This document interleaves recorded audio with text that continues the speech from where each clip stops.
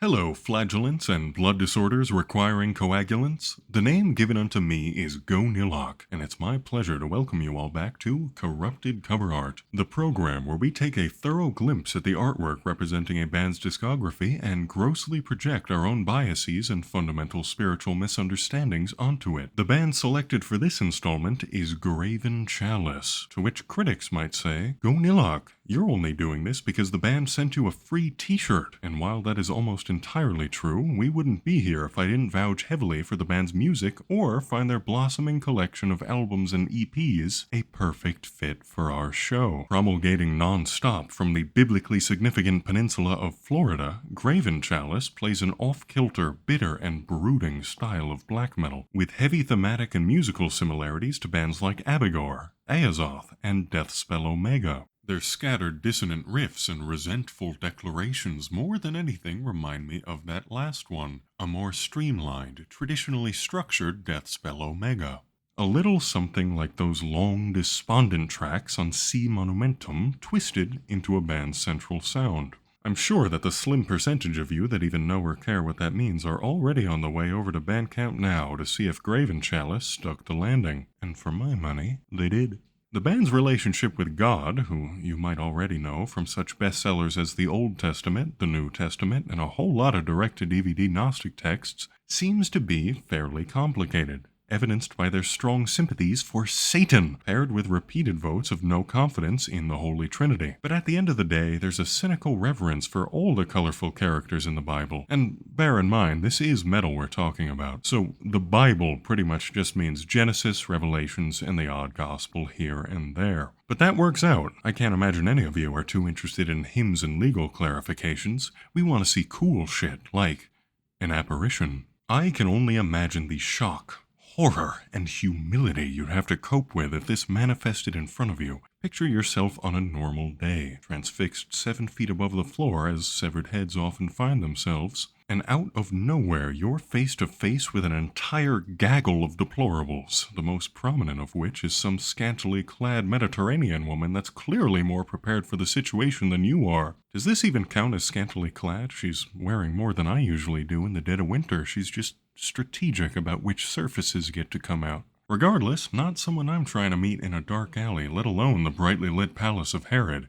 But it's personal for our bodiless buddy here. This is John the Baptist, a man so good at wetting people, drenching them to the point of salvation that it's stapled onto his name. But the apparition of hedonistic princesses, fungus-coated kings, filthy-feeted freaks, and I actually don't have a problem with her, caught poor John while his arms were otherwise occupied, no doubt busy sopping some other souls, and he's left without any means to combat them.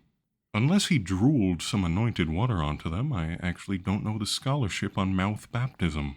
Maybe I shouldn't have dismissed those legal clarifications, but if you're new to Gravenchalice, pivoting completely musically here, this is the album to start with. What a debut! All those musical qualities I mentioned earlier are here. They had their sound defined from the get-go, and it's only been marinating and tightening up from there.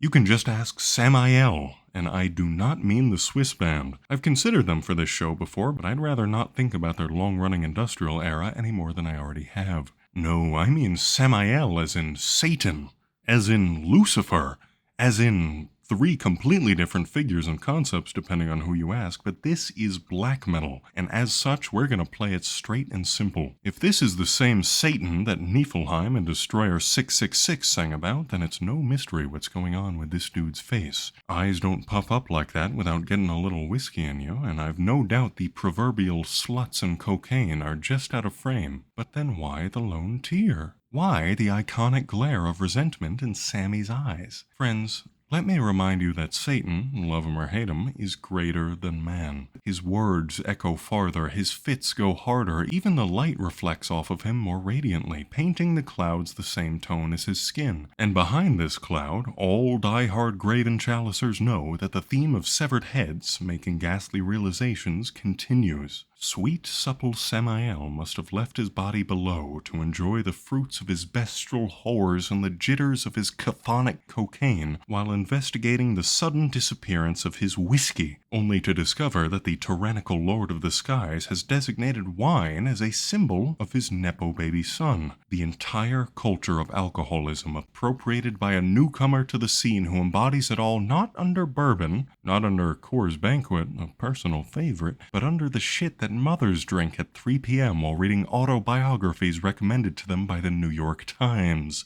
If you think you wouldn't cry at the same realization, you are lying to yourself.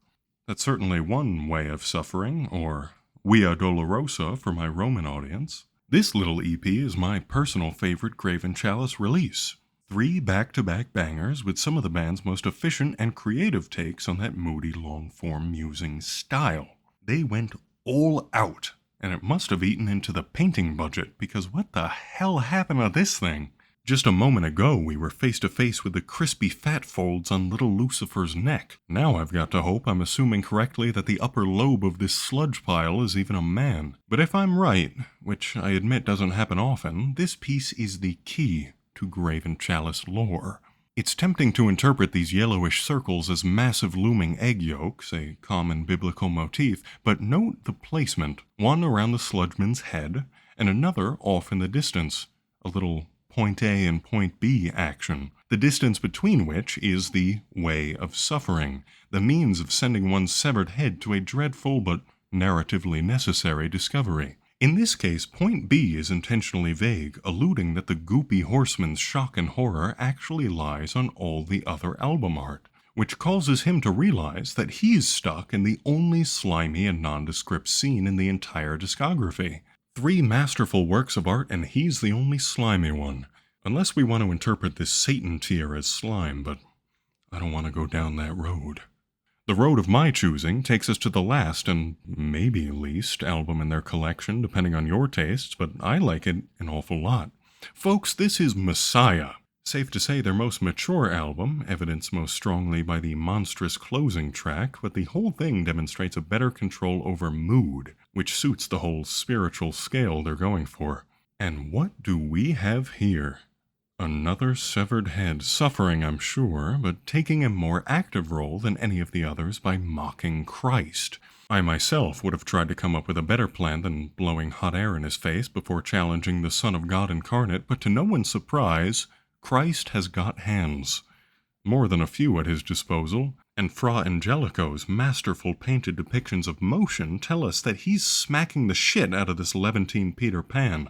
I'll cede my ground a bit and say that if you are hell-bent on breathing in Jesus' face, the humiliation ritual before the big 3 nails go in would be the time to do it. That is his most vulnerable moment, after all. Unless you're going to pull up to the manger and exhale on an infant straight out of Mary's womb, but I can't imagine walking away from that ordeal with the best reputation. So, our opportunistic puffer took his chance, and Christ spared not the rod. A humbling, embarrassing reinforcement of Jesus Christ's title as Messiah. As for the 2 chuckleheads down here, I think Angelico's intention was the whole egg yolk thing, in the sense that they're eggheads. Nerds. This dude's reading a book that speaks for itself, and this bitch is sitting idly by while the smackdown of the century happens behind her. Some arrogant nobody wasted his big floating head moment, and for biblical figures that's like a bat mitzvah or a quinceañera. It's like a Gonilok fan experiencing the one upload in their lifetime, and she can't even be bothered to turn around. A nerd indeed. Just like anybody that bothered to listen this far. I trust we've all learned a lot this time around. Thank you for joining me in Corrupted Cover Art. And thank you Gravenchalice for giving me a reason to revisit Oscar Wilde's play Salome. Not a fan of that dude at all, but that play is really something. How do I turn this thing off?